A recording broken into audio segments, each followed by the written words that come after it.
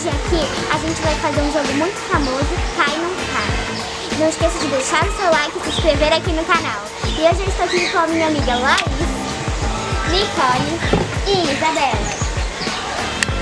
A gente vai precisar de 2 garrafas cortadas ao meio e vocês vão precisar fazer furos com a ajuda de um adulto.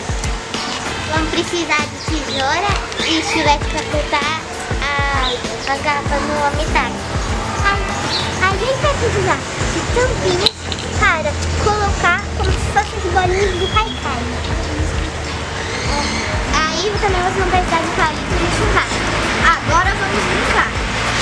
Pega a coisa. Isabella.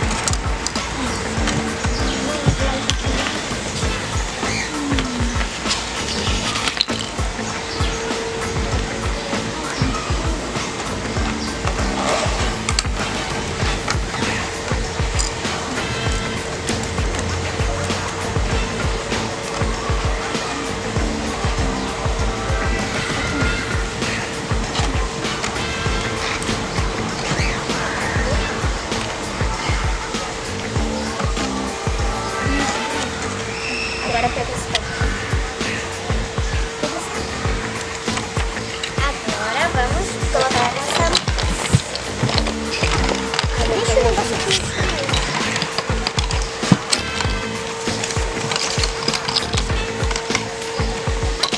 E vamos tirar um de cada vez.